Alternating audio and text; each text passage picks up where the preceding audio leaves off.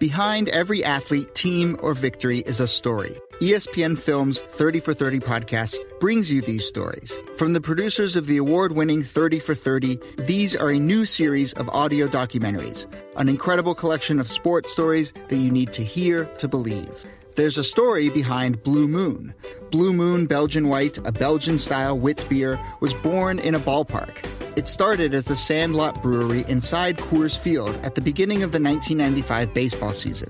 At the start, the focus was on brewing beers for visitors to the ballpark. One beer turned into a roster of beers, and the clear fan fave, they called it Bellyside Wit, is known today as Blue Moon Belgian White.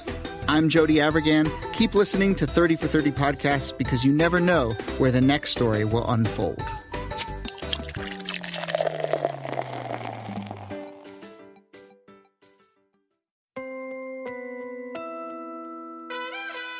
You're listening to 30 for 30 Plus, presented by the Mini Countryman. My name is Jody Avirgan. This is our place to talk about some of the episodes from this season of 30 for 30 podcasts, and today we're discussing Maddens Game, the documentary about the creation of the Madden video game franchise. 30 for 30's Andrew Mambo was the lead producer on this episode, and he is your host for today. He spoke with Dave Newpower of NFL Films, who produced this episode, and audio producer Emma Jacobs, also part of the team that put it together. So here's Andrew talking with Dave and Emma. Andrew, take it away. Welcome, guys. Hi. Thanks. So congratulations on the story. It's sounding great. And I just wanted to ask you guys, what's one of the things you thought going into this story that you kind of learned in the process of it? At Films, we've done a lot of work with John Madden over the years, and I'm fairly familiar with his story, but I hadn't realized the depth and extent to which he was involved with the Madden video game right from the very beginning. So that was an interesting discovery process for me. So Dave is immersed in this stuff all the time. He works on football full time. I am not. So I would say that the learning curve for me was huge. The first call I had with Dave, his first question to me was, "Do you watch football?" And I was like, "No." And then his second question to me was, "Do you play video games?" And I was like, "No." So throughout this, it's trying to figure out how to translate it to people like me who aren't coming with a lot of background knowledge on the topic. Did that make you nervous, Dave? No, it was great. I just wanted to understand where I was coming from, and I think it's really important for me as someone who's immersed in it. It's really easy to take stuff for granted, and so it was really helpful to have Emma's perspective throughout the process in terms of that's not going to translate to some of us. So in the reporting, I know you guys talked to a number of people. You guys went through a lot of archival kind of footage. What's one piece of tape that you guys kind of have either through archival, past interviews you did that just didn't make it into the final story? So I would say the whole David Hill interview, he's such a fun talker. He's got such a fun sort of Australian accent at this point. John was like that best friend sitting there, and he wanted you to know that at Lambeau Field, by God, it was cold. I think the weather's going to be cold. But what makes it better is the smoke that's coming in, and they're barbecuing the brats. It was one of those interviews where you're just like, well, I could run this straight. I could run an hour of this. So that was a pretty painful cutting down process. And to Emma's point, the David Hill interview is great. And specifically, he talked about esports. And I wasn't really familiar with esports and kind of the notion of competitive gaming. And he had done some work with esports and spoke highly of the future of esports. And I thought there were some pretty compelling bites that wound up not making the show, but they were interesting. Video games are going to take over and become more popular than regular sports. You could be looking at a situation in 2040 when the final of Madden 2040 has as big an audience as the Super Bowl. So when you hear David Hill saying that he thinks that esports is going to be something that's more popular than the Super Bowl, what did you think when he said that? I thought that's interesting and bold. But I mean, he's always been interesting and bold. He's always been sort of at the visionary forefront. So he's got a long history as a producer of television of kind of seeing something that's around the corner. And so I certainly wouldn't dismiss it. I think, he tends to be onto something. Can you talk about both of you, and either you can start, but can you just talk about your favorite moments in reporting out this story? Whether that's like something that came out of an interview or something that you found. What was a moment that kind of sticks out for you guys in this reporting process? Oh gosh, I'm not sure how to answer that. I would say, going back to David Hill, there are certain people you just recognize are so entertaining to listen to. And so, as soon as we got out of that interview, we were just like, all right, well, we have some really great material to work with.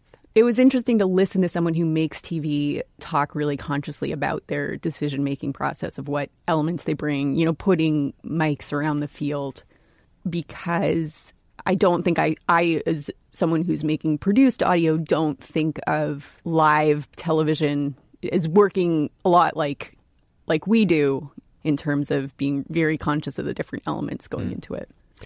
You are alluding to one of my favorite moments. I kind of didn't realize, in terms of like a really enlightening thing for me, was that realization of how they had changed the sound of a broadcast around the time when David Hill kind of came there.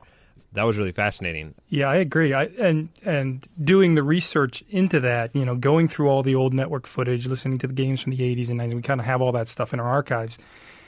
And then hearing the difference between 93 and 94, just a year, going from CBS to Fox, it really was striking. Now, they didn't have no gun mics before Fox, but they had sort of selective gun mics. I don't know how many they had on the field, but for most of the broadcast, you wouldn't hear it. When they're on the other side of the field, you don't hear anything. And then obviously when you get to Fox, they're everywhere. And so no matter what yard line they're on, you're hearing that. And when we've told that story in the past, we usually focus on the fact that he added the score box in 94, because that's the visual thing that you can easily see. And the sort of sound thing doesn't really translate to television as cleanly, but it was perfect for this. The other thing that we couldn't get in that was a great story he told was that when he put in that box with the time, that everyone was really upset. All these viewers were really upset. He said he was getting death threats. Yeah. And what did he say? He had a meeting with was it the FBI? Right, over his death threats. And they say, well, you should take this really seriously. And he says, why? And they say, because they're spelled correctly, which right. I guess is a cue for them that these are more serious, less crazy critics. Yeah. What did you call them?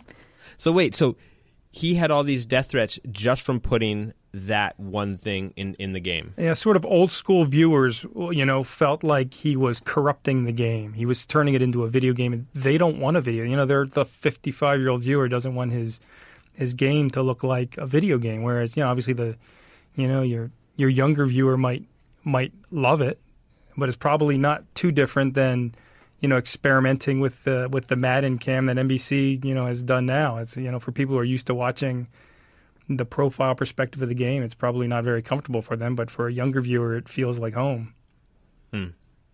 So, can you guys kind of speak to a story that you started kind of like digging at a little bit and you didn't get a chance to dig any further, that you maybe in a subsequent story you'd like to check it out a little bit more?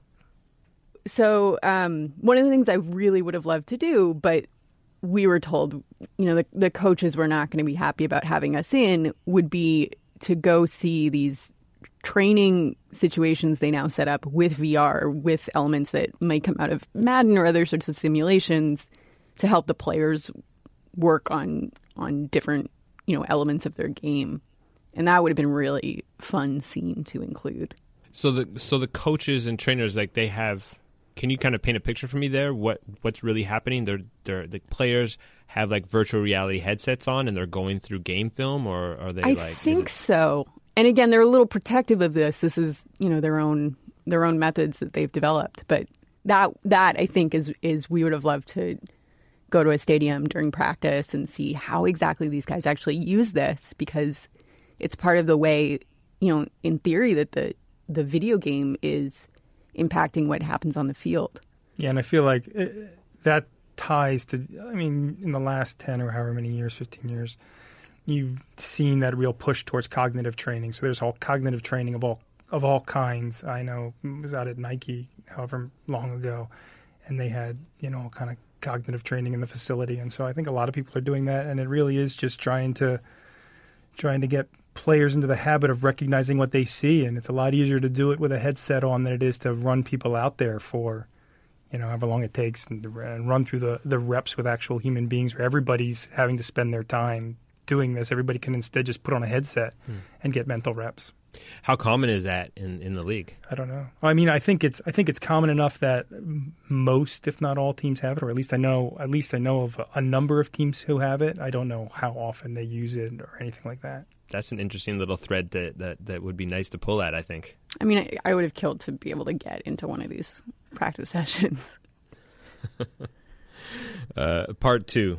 Can you actually speak a bit about one of the things that I kind of found out through this process that was interesting was about John Madden's, fear of flying, which you kind of allude to and mention in the episode, but there wasn't enough time to kind of get into it. Do you want to speak a bit more on that? Yeah, it's a shame. That was one of the late cuts is him recounting kind of that story, and it really was just claustrophobia. He said, where when he was a coach, they flew all the time, but he flew on chartered team jets where he could kind of get up and move around.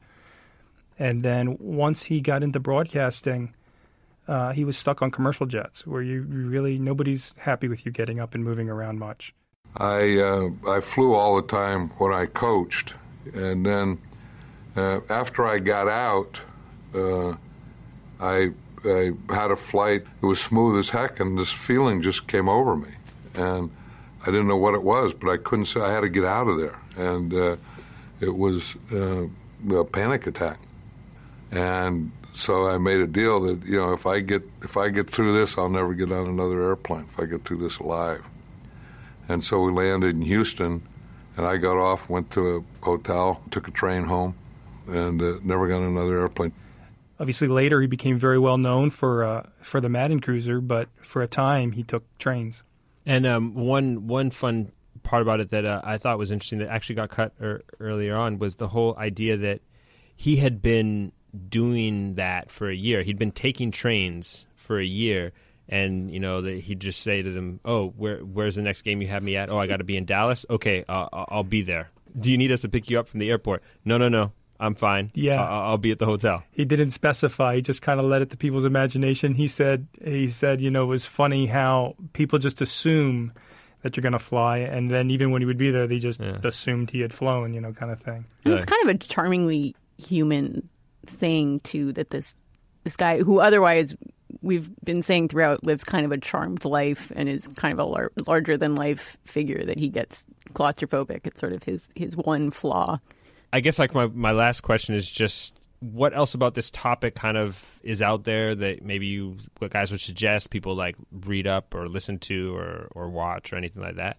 Well, I can definitely give a plug for A Football Life, which we recently produced about John Madden. It's an interesting show, and again, it touches on the game and his work with EA, but obviously it's a broader and deeper perspective on his life, and it's a fascinating story of a guy who's made a huge impact on the game. I think a much bigger impact than people might realize. I know Micah said in our interview that 100 years from now, people might mistake John Madden for the inventor of football because his impact and his ongoing impact, the sense in which his legacy is then tied to this game, which continues to be produced indefinitely, is remarkable. It makes him sort of the Lombardi of this generation. No, I agree. I think Football Life on Madden was a really great episode and really enlightening to me. A lot of things I didn't know about him. Okay, well, this has been really great, guys. Again, producer Dave Newpower from NFL Films and producer Emma Jacobs. Thank you both for taking the time to chat with me today. Thank you for talking more about the project. Well, that's it for this episode of 30 for 30 Plus. We'll be back on Tuesday with a new audio documentary, and don't forget there's lots more at 30for30podcast.com. I'm Andrew Mambo, and thanks again for listening.